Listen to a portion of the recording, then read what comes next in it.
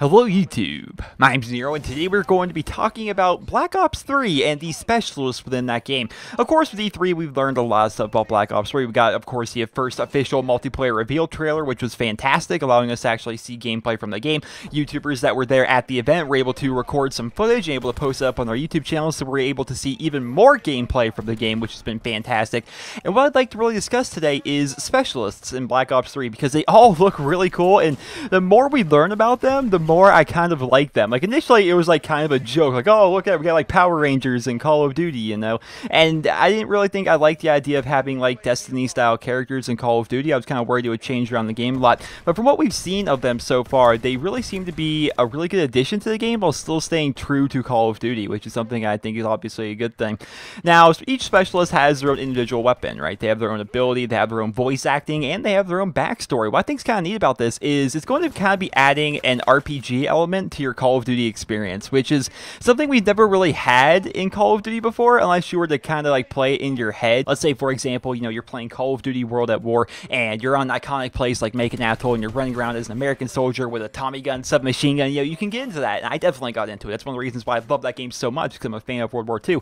And even to other games, like you look at Call of Duty Ghosts, you know, that game is all about stealth, being part of like an elite force, you know, and you're playing something like Search and Destroy or Search and Rescue in that game. You know, you have your silent submachine gun, you know, you're trying to infiltrate a bomb site, like you plant the bomb, you get to your hiding spot, you know, and you feel like a ghost soldier, you know, that kind of idea. I think people can definitely get into Call of Duty that way, and I think that these specialists are going to actually add another layer to that, because these guys are all going to have their own individual weapons, their own ability, their own voice acting, and their own backstory. And when we finally get our hands on Black Ops 3, be it the beta, or be it when the game actually comes out, we're going to start playing, and we're going to read these backstories. You know, we're going to look at all these specialists, we're going to look at them, and be like, yeah, he looks pretty cool, you know, what's his backstory? Like, I really like that backstory. One of the stories I read on Charlie Intel, which of course is a fantastic Call of Duty website for getting news and information about Call of Duty, is a guy named Nomad. He's the lone survivor of an elite force that all died in jungle warfare, right? And he likes to enter warfare alone, and his abilities kind of reflect that. That's kind of a cool backstory. You know, he was part of like this really good group, and this group of all people ended up dying. He was a lone survivor. Maybe they got ambushed or something like that. Maybe we'll learn more about that and the backstory and the history of what happened to him. You know, we'll be able to learn about that kind of thing.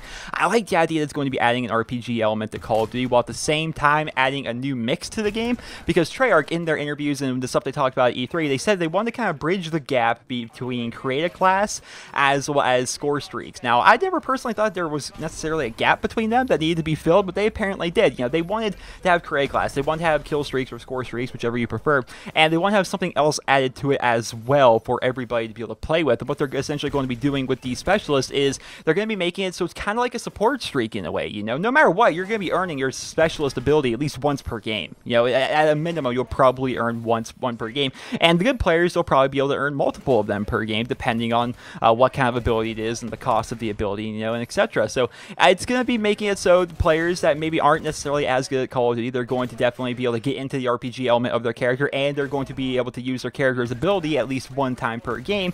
But at the same time, it's going to make it so people that are, you know, of course, a little bit better at Call of Duty, they'll be able to have multiple chances at using those abilities per game, which of course is good, because it's still staying true to Call of Duty, and that the better player should do better than the bad player, right? That's something that I think every Call of Duty needs to kind of strive for. They don't want to make it too easy for, you know, subpar players to compete with very good players, because at that point, it's like you don't really feel like you're a good player anymore. He actually spent a lot of time talking about this, David Vonderhaar did in his interview, saying that there needs to be a good reward system in Call of Duty, and that's something that I think every single game they try to accomplish. They want a reward system in that they want players to feel accomplished when they like get score streaks or win games or do stuff like that, but at the same time, you need to balance it to the point where people that aren't very good at Call of Duty can still feel like they're having fun, feel like they're progressing, feel like they're contributing in one way or another. And I think it's kind of a good balance for these specialist characters. And I'm interested to see exactly what is they're going to be doing with them. I know for a fact, and they've already talked about this, and they've already given us this information, but you're going to be able to level up your specialists. You're going to have an entire progression system with these guys. And then with that, is there going to be cosmetic changes, or is there going to be cosmetic DLC? Are we going to be able to change around our characters, though? How's that going to work? I have no idea.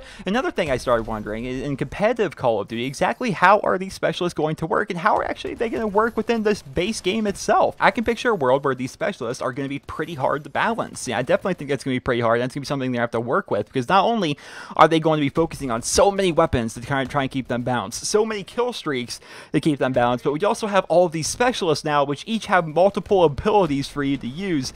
It's going to have, it makes me wonder, are they going to be able to keep those balanced, you know, and how is it going to work in competitive Call of Duty? For example, is it going to be something like League of Legends, where at the beginning of the match, both teams kind of take turns picking which specialists are going to be, and you can't have more than one specialist per team? Like, how's that going to work? Is there going to be like some crazy combo? Like, I can picture that happening, because it happens in every single Call of Duty game. One weapon or a couple weapons become like the overpowered weapons, because no matter what you do, there's going to be certain weapons in the game that are better than the rest. There has to be a best weapon. There's no way to achieve perfect weapon balance, right? I just don't think it can happen.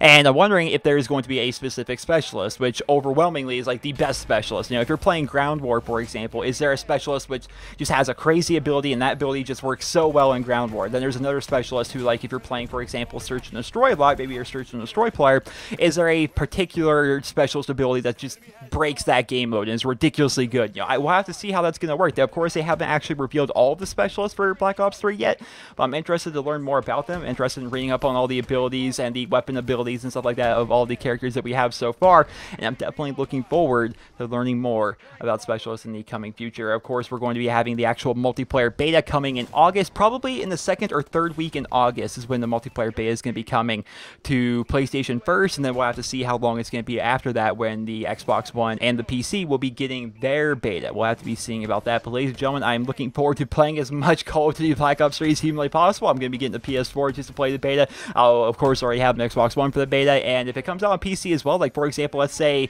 you know, for 2 weeks or something like that, you know, you get it for PlayStation 4, then after that's over, then it moves over to Xbox, and after that moves over to PC. I'm bad at PC, but I'll play it just to get as much game time in with Black Ops 3 as I can to do to make the most informative and helpful videos as humanly possible. So I'm totally looking forward to that. I'm really looking forward to specialists, because I find myself, as I learn more about them, getting more excited about them, thinking about how they could change Call of Duty for the better.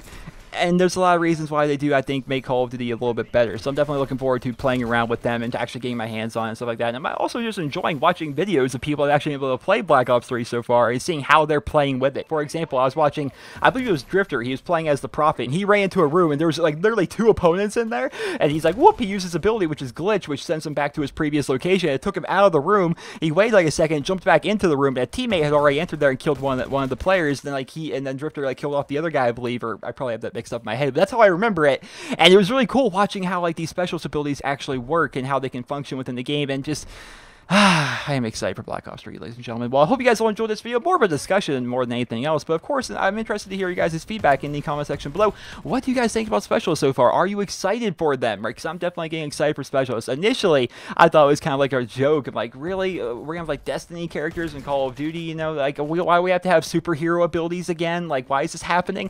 But the more I watch it, it looks good. It just really looks good from what I've seen so far. So if you guys go ahead and let me know in the comment section below, what are your opinions so far on specialists? Do you have a particular favorite specialist so far? For me personally, I don't think I necessarily have a favorite. I'm just very interested in watching all of them. And of course, all of the other specialists haven't actually been released yet, so we haven't actually been able to see them. But if I had to pick one so far, I would say I'm definitely enjoying watching the Prophet just because of the glitch ability. I think that's just really, really cool and something I want to play around with a lot. But of course, I'll actually go ahead and make a better judgment when the beta comes out. We can actually play, but keep in mind, when the beta actually does make its release, chances are we're only going to be having access to, you know, 3 or 4 maps. We're probably only going to have access to a limited number of guns, a limited number of kill streaks, a limited number of specialists and things like that. It's probably going to be something similar to the build that people are playing at E3 itself. And yeah, we probably won't be getting too much more content out of it than that, but we will, of course, probably be playing roughly the same build as what they played at E3. And from there, we can still learn a lot about the game from the guns that are available and the maps that are available and the kill streaks and the specialists and things like that. So